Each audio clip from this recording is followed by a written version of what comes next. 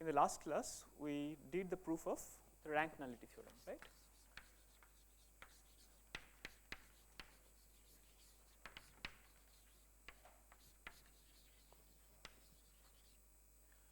And this was about linear operators from a vector space to another vector space, and we said that the nullity of T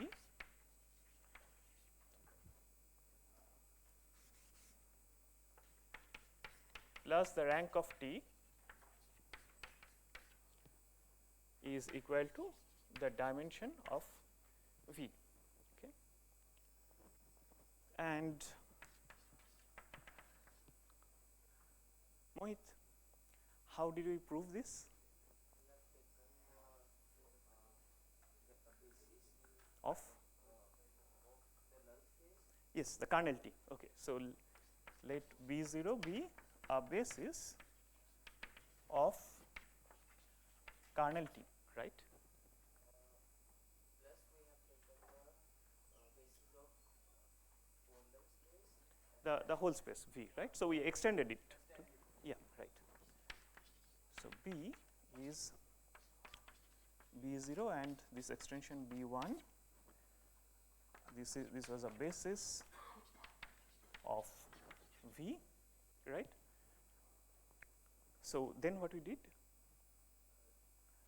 Then we have proved that it is linearly independent. This is linearly independent because it's a basis, yeah. And it spans. We applied T on this, okay. So if we apply T on B0, what do we get? 0. Right. If we apply T on B1, what do we get? T of B1. And did you prove any property of T of B1? Yes. So T of B1, did you prove anything about this? Yes.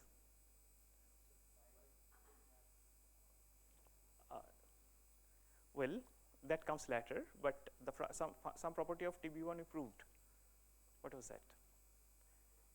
You said something like a span. So it spans what? It spans V. it spans the subspace of Which subspace?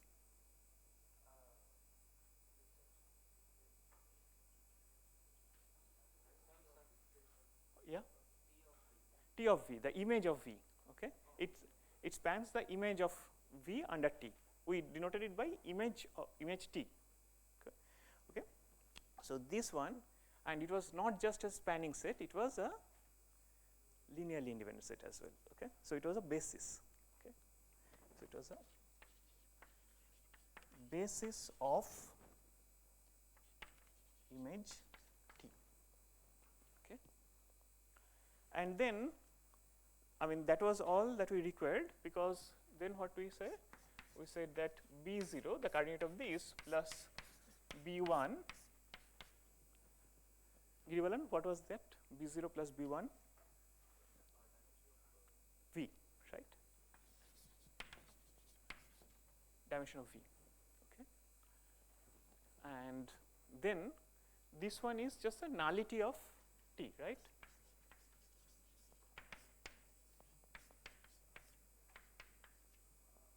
Okay.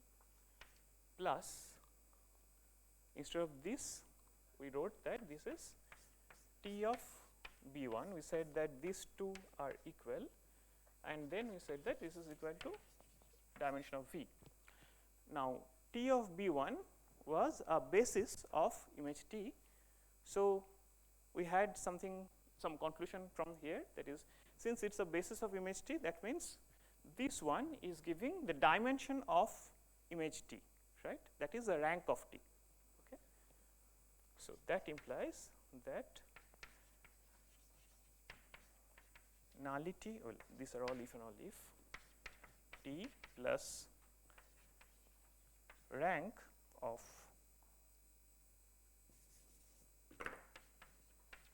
T is equal to the dimension of V. Okay. So that was the proof of the rank nullity theorem. Now, is this proof clear to you? Yeah? Yes. Okay, then can you tell me how this and this are going to be equal? The coordinate of B1 and the coordinate of TB1? Yes, why? So suppose B1 has this coordinate R, okay? That means TB1 will be something like W1, W2 dot dot dot WR. Now, all we have to show is that none of these two vectors are equal, right? That is, for all ij in 1, 2 dot dot dot R, such that I is not equal to j, Wj and Wi are not equal. Why?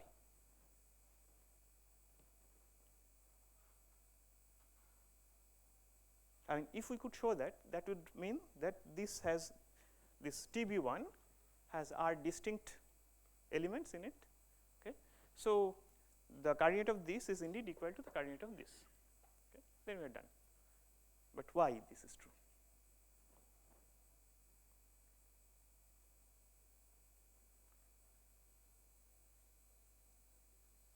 Yeah. Yes, and Sandeep, then.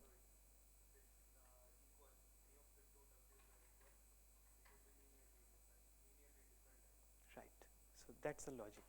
Do you see why? Suppose Wi is equal to, so for example, say W1 is equal to W2. Suppose. Then can you tell me why this set is linearly dependent?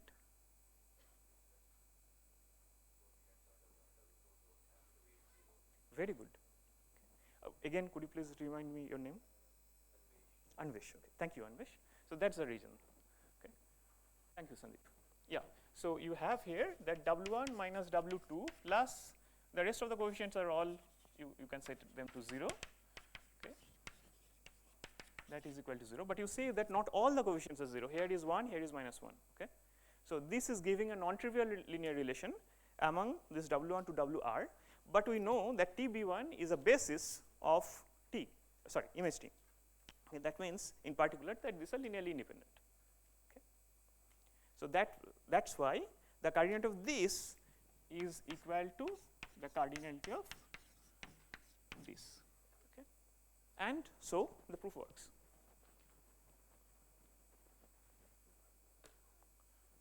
Okay, now some terminology. Easy terminology.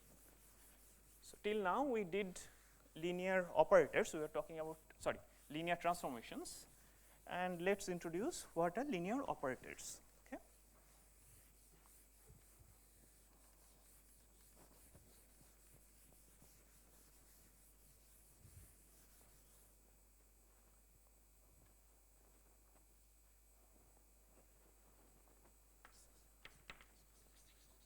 Linear operators. Okay. So what are they? Earlier we saw maps from V to W, right?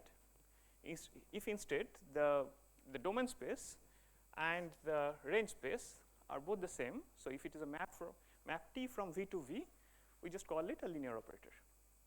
Quite easy. Okay. Instead of W, if T is mapping V to V, then we just call this a linear operator. So a linear operator is of course a linear transformation, but there is no difference, it's a subclass. Okay. The range space is also the same as a domain space. Okay. So some examples. Earlier we have seen this map, right? d dt from the degree n or less, polynomials of degree n or degree less than n with real coefficients, and we mapped it by differentiation to Pn minus 1 R, right? But see that this is sitting inside PNR, right? So you can still say that this is a map from PNR to PNR. Okay. So this is an example of a linear transformation. Okay. Example 2. So instead of taking this one, you can also modify this, multiply it with t. Okay, d dt. Then it's a map from Pn_r to Pn_r again, because earlier it was being mapped to Pn-1r. Okay, you are decreasing the degree. Okay, but now you are multiplying with t, the derivative. So all you are doing is you are killing the last term. Okay, not only that, you are also changing the coefficient a bit. Okay, but still this is a map from Pn_r to Pn_r. Okay, and actually you can do the same by this. Derive it k times, multiply with t power k. That means you are decreasing the degree by k, multiplying with t power k for k in 1, 2, dot, dot, dot, up to n, say. Okay. So all these are maps, I mean all these maps are linear operators. Okay.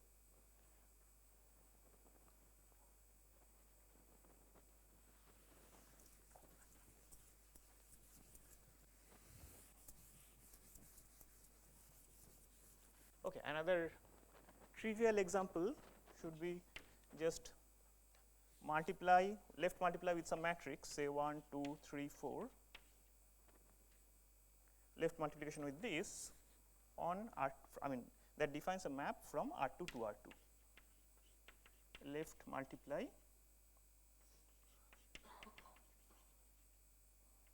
this, and this gives a map from R2 to R2, right?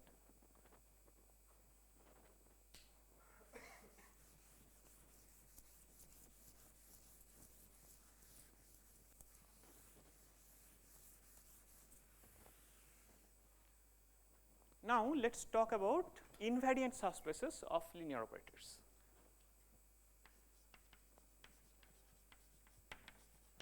Invariant subspaces of a linear operator T. What do we mean by this?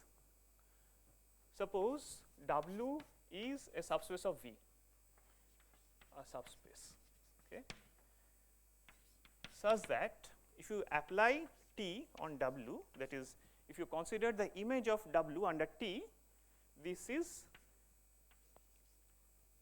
maps into W. So in particular, T could also be considered, I mean a restriction of T to W could also be considered a map from W to W, okay, because T of W is inside W. Okay. Such a thing would be called, and so then we call W an invariant subspace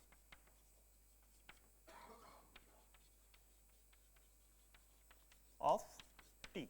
Okay. In particular, the whole space, of course, is an invariant subspace of itself because it is a map from V to V. Okay. But on the other side, well, how about 0? Is it invariant? Of course, T is a linear map, right? So 0 goes to 0. Okay. Your name again? Shoma. Okay, so how do you show that a linear map sends 0 to 0?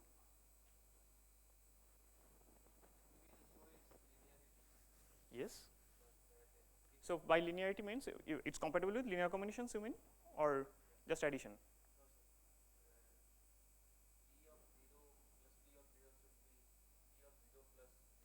Right.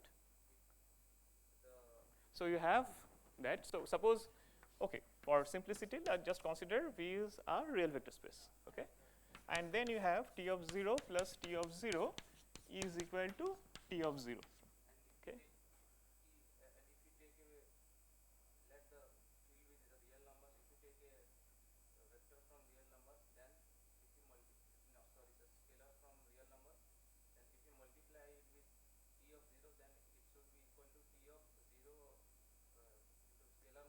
Right, but do you require this? I mean, here you have T of 0 plus T of 0 is T of 0. So from here it already follows, right? It's an abelian group. So you have minus of T0 as well inside this. Okay, so you can cancel T0 from both sides, and you get that T of 0 is equal to 0, right?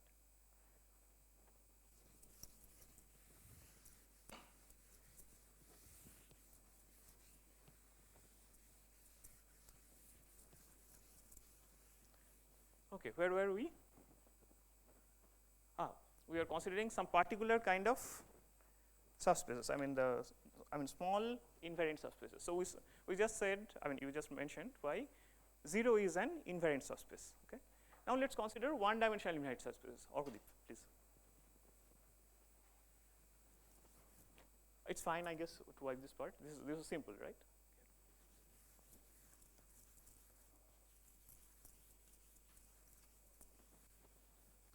So consider now one-dimensional invariant subspaces of T. Okay. What does it mean? You have span of some vector. Okay. So mark it V.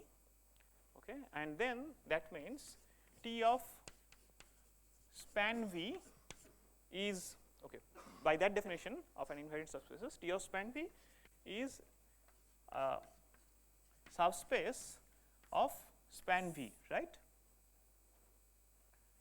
That in particular means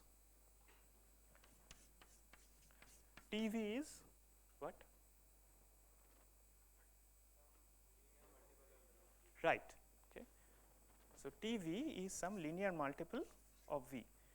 Is this lambda necessarily non-zero? No, because the one-dimensional subspace could be, this entire subspace could be killed by this operator, and the entire thing could be mapped to 0 as well. Okay. So lambda is allowed to be 0, but V is not, because we are now talking about one-dimensional subspace. If V is equal to 0, that is zero-dimensional subspace, right? So these ones, these vectors for which we have this, that is a generator of non-trivial, okay, a basis of a one-dimensional invariant subspace, that would be called an eigenvector of T. Okay.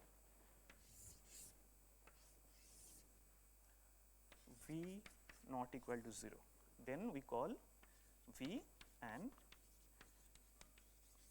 eigenvector of T. We will discuss more about eigenvectors after the midsum. Okay. Here we just give the definition.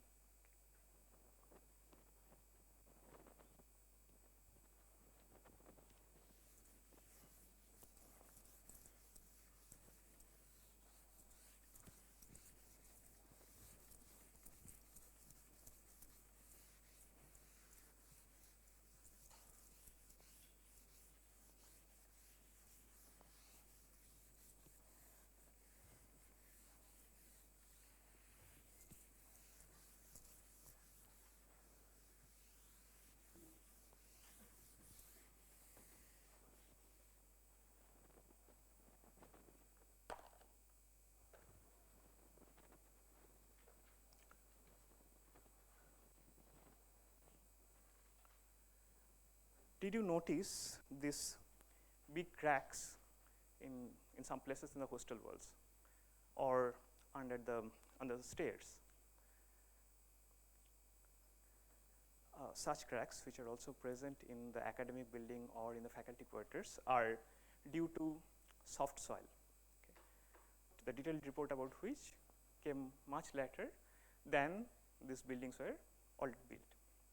Okay. So ideally, the bases should be, there should be sufficient piling to sufficient depth of, and each of these buildings should stand on solid bases. So that's not the case. The base is much shallow than it should be.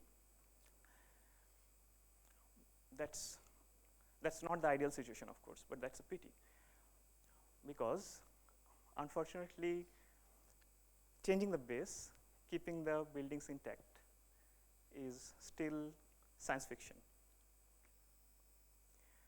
So the only way to remedy this is an entire reconstruction of the buildings. However, changing the basis is rather simple for vector spaces. Let's see this with an example. Consider R2. Okay.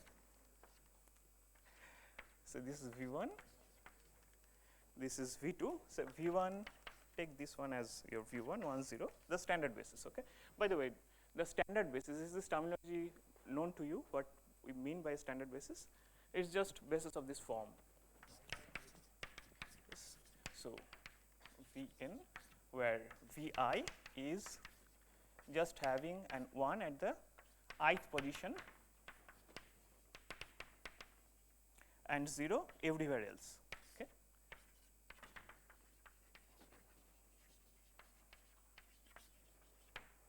Okay. Such a thing is a standard basis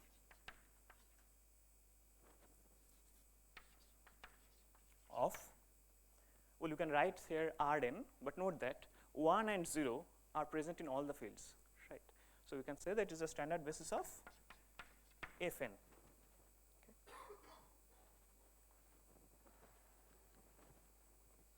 One is just the multiplicative identity, 0 is the additive identity. Those are given to you in any field, right? So suppose we start with this basis.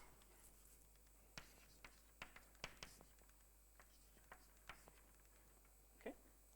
Now suppose these are two other vectors, so v1 dash and v2 dash. So v1 dash is equal to ab and v2 dash is equal to some cd. Okay. The first question is that, is this, I mean, does, so do call this B the original basis as v1, v2 say, and let B dash be defined as v1 dash, v2 dash. Does B dash form a basis? That is B dash a basis of R2? Okay, that's better to write. Excuse me. So is B dash a basis of R2? Why? Wait, you could you please tell me whether these two, so you are given that v1, v2 is a basis, it is a standard basis, because any vector in R could be written as a linear combination of v1 and v2. The first coordinate would be, I mean, that times this plus the second coordinate times this would give you just a tuple like this, right? A times this plus B times this would be giving you AB. So these are spanning the interset, and of course they are linearly independent. Take any linear combination that is 0 if and only if the first coordinate is 0 and the second coordinate is 0. That means the coefficients of this and this should be 0. So both spanning and linear independence are obvious for the standard basis. Okay. Now the question is that whether v1 dash v2 dash should also form a basis. Whether v1 dash v2 dash forms a basis. I mean this set B dash forms a basis. Yes, Monideep? At first it says chance. Why?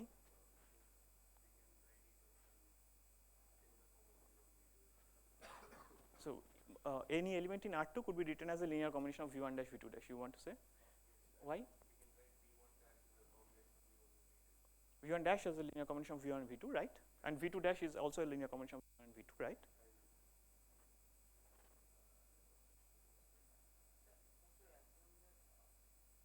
Yeah.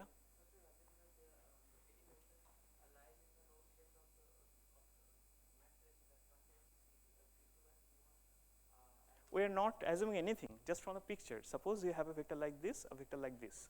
Can you say that it is spanning, or sorry, whether it's a basis or not? Why?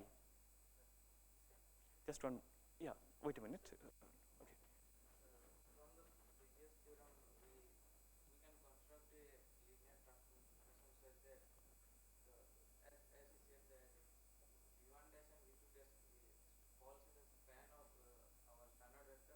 Yes. we can construct a linear Transformation. Okay. such that it should be the So you are trying to map v1 to v1 dash, v2 to v2 dash, right?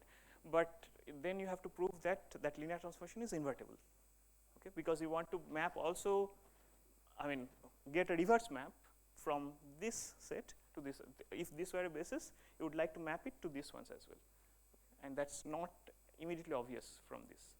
Okay. Yeah. So please continue. Who was continuing? So you said something that it should be spanned, but nevertheless, the first thing is that it's not at first clear why it is a span. So yeah, right.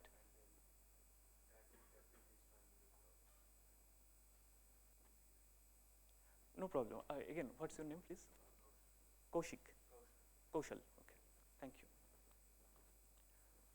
Okay. So trick. Please answer. You. Kaushik. Okay. So yeah. I think first we have to show that they are linear we need to take a general linear combination of say C1 CE plus C2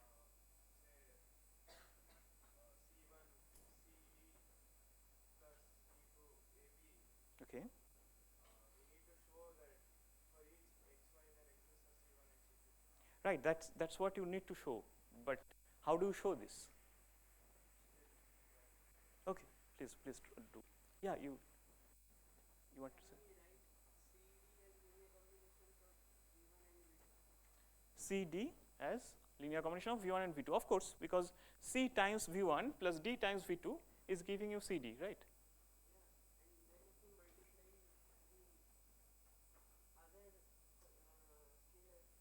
Yes.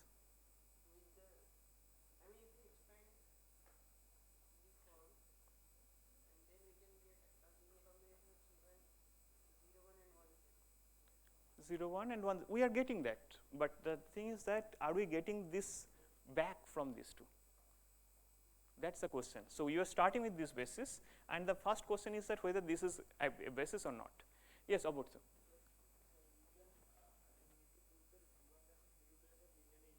Right. Right. Right. Very good. Yes.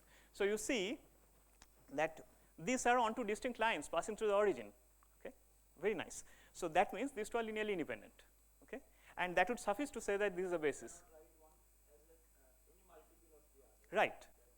So these two are linearly independent, of course, because we said that for saying two vectors are linearly independent, that means they are not on the same line passing through the origin.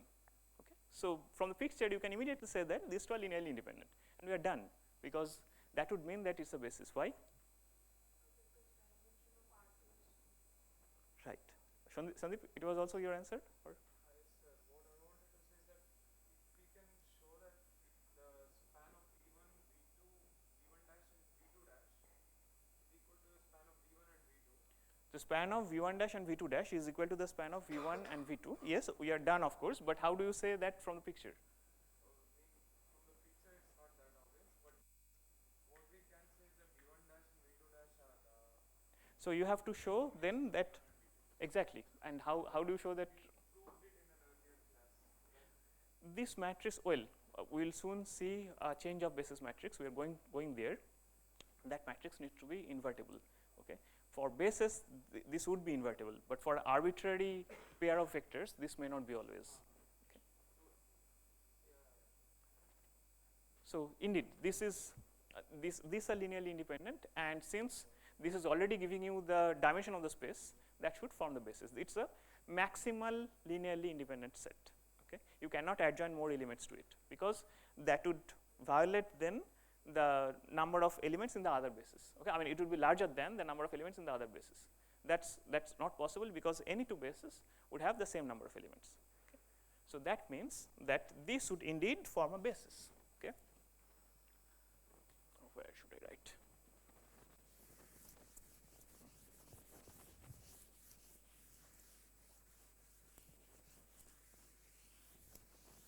So that means B dash is indeed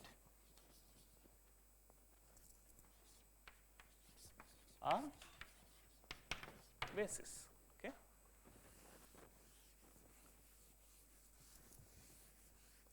Now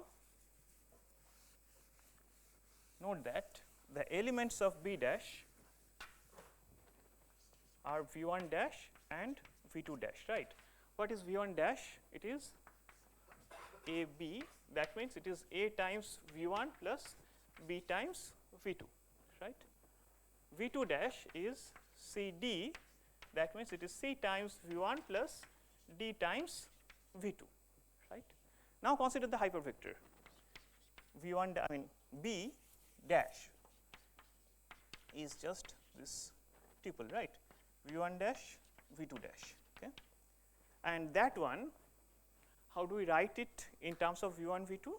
We write it as V1, V2, and here we have the first row, that is A times V1 and B times V2. Okay, we just write this one, maybe omitting the commas, just as a hypervector, and then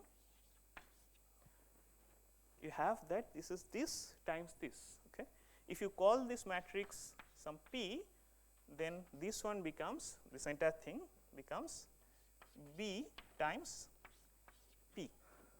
Okay. So you are writing, I mean expressing this new basis B dash in terms of the old basis. You are writing every element in B dash as a linear combination of the things in the old basis. Okay. That linear combination is giving you the columns of this matrix, which matrix we will call the matrix of change of basis. Okay. So this P, okay. Let's write it down here again. So in general, suppose B is some V1 dot dot dot Vn, B dash is V1 dash dot dot dot Vn dash, and you write B dash in terms of B as B dash equal to Bp. Okay. And then this P is called the matrix of change of basis. Kaushik, any doubt?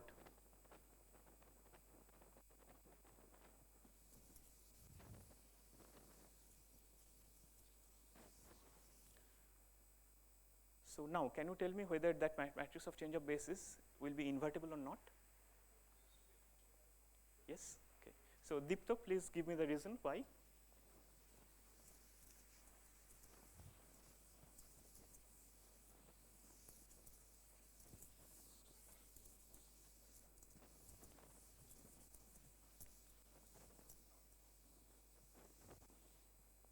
You have B dash equal to Bp. The question is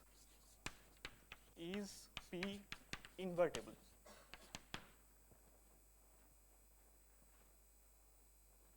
Mahfuz, you just nodded. So can you tell me why?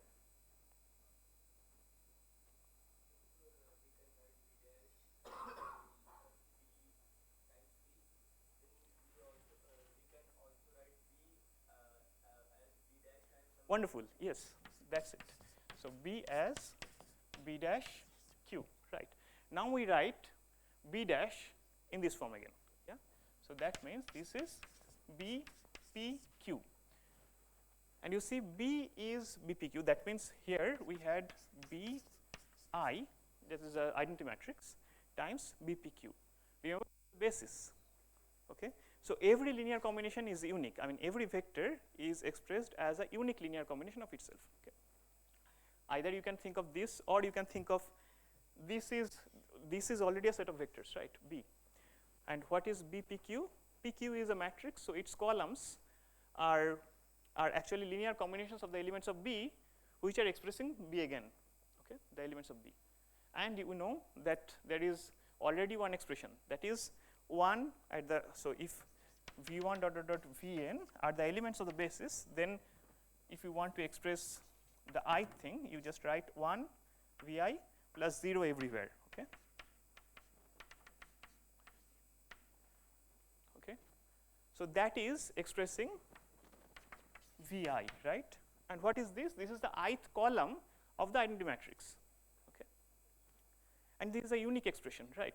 That means this PQ should be equal to identity. Please let me know whether this point is clear to any of, I mean, it's not clear to any of you. We can go over this again.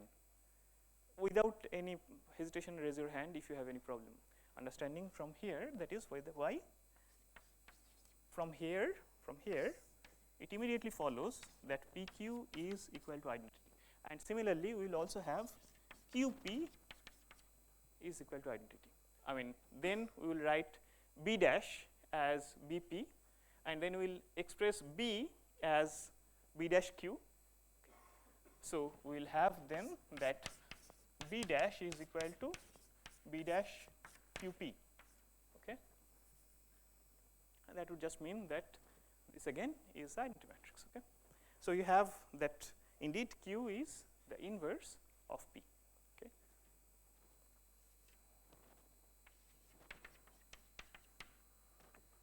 All right, Shukrita, is this all right for you? This was the matrix of change of basis from B to B dash, and Q was the matrix of change of basis from B dash to B. Okay. So we just replaced here B with B dash Q, and the thing followed. So if you can go from a basis to another by multiplying with some matrix, you can go back from this, from here to here again by multiplying with its inverse. That's the logic.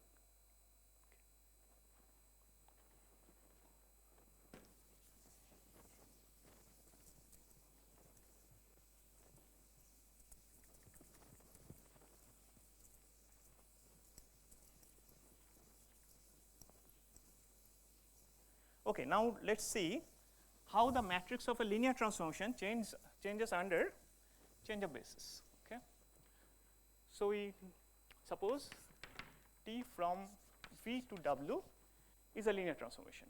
Okay, then and suppose B is a basis of V, D a basis of W. The matrix of T with respect to the basis B and D, how is it given? Call this A. So what is the relation between A, B and D?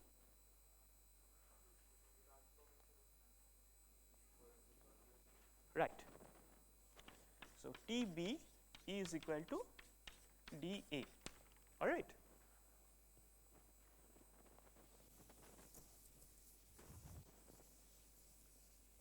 Now suppose we make this change. Okay.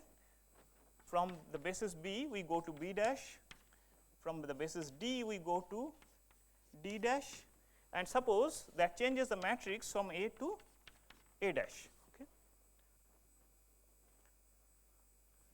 We would figure out the relation between A and A dash.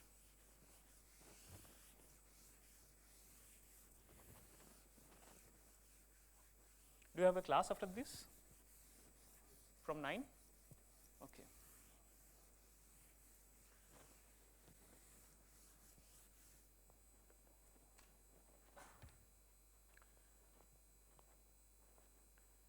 So we have then T of B dash is equal to D dash A dash, right? And suppose, I mean, while we made this change from B to B dash, there should be a matrix of a change of basis here as well as a matrix of change of basis here, right? So we should have B dash is equal to BP and D dash is equal to DQ, right? Now we'll just put it there. Okay. So you would write here that would imply T of BP is equal to DQ A dash. Okay. T is a linear map, it's compatible linear combinations, so we can take this P out. Okay. That means T of BP is equal to d q a dash, right? And what is T of B? It is dA. Okay. So DAP is equal to dq a dash.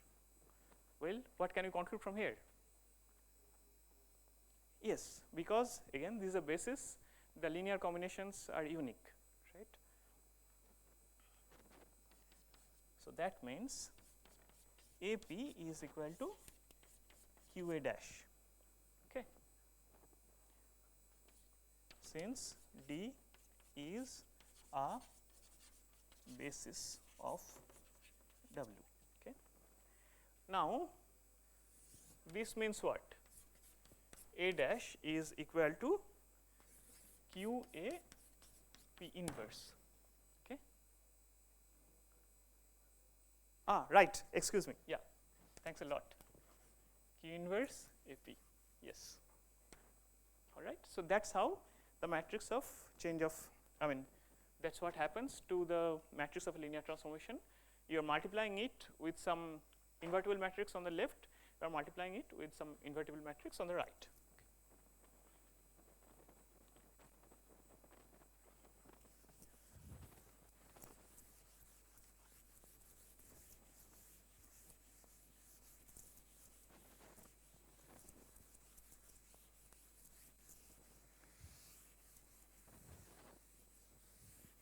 So we have 5 minutes. Maybe I state the theorem, for proving which I have to come back again at the beginning of the tutorial session. Okay.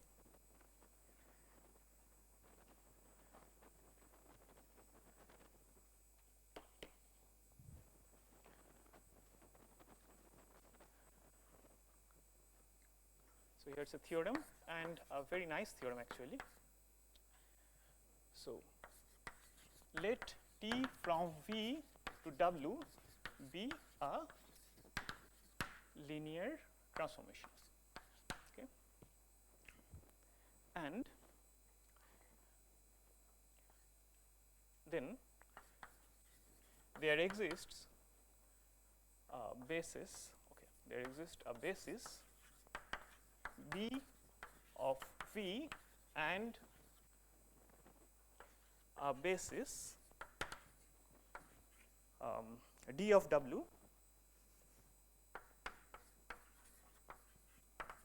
such that the matrix of T with respect to B and D is this. Sorry.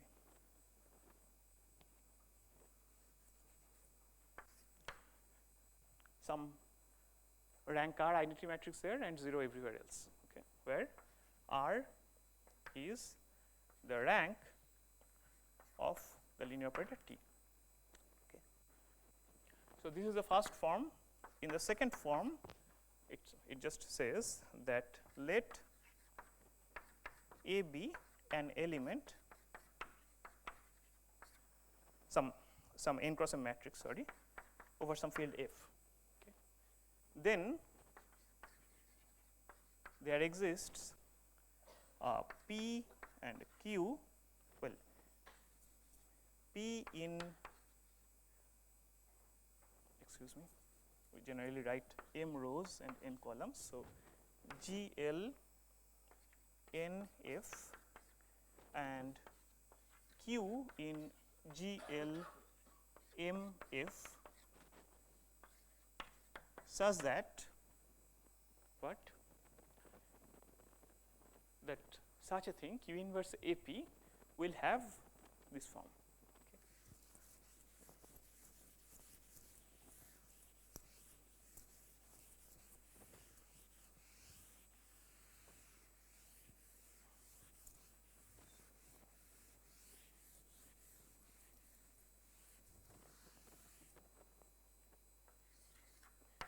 Q inverse AP is of the form IR 0 0 0. Okay.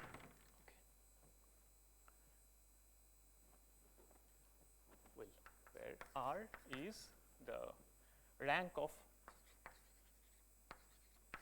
A. And Monideep again, here rank by rank we mean the column rank by definition. Okay. And actually this would help us proving that column rank and row rank are the same, because you see, suppose you have such a matrix A, and then we say that there exists some Q inverse AP which is of this form. Now instead of A, suppose you take some other matrix A, and here give me two other invertible matrices, say some Q dash and P dash, say. Oh, okay, yes, okay. So I think I have to leave now. Okay, but we can begin from here in the next class. Okay. Yes. Yes. GLNF, GLMF, the general linear group we defined in the past few classes. That is the set of invertible matrices, n cross n invertible matrices over F. Thank you.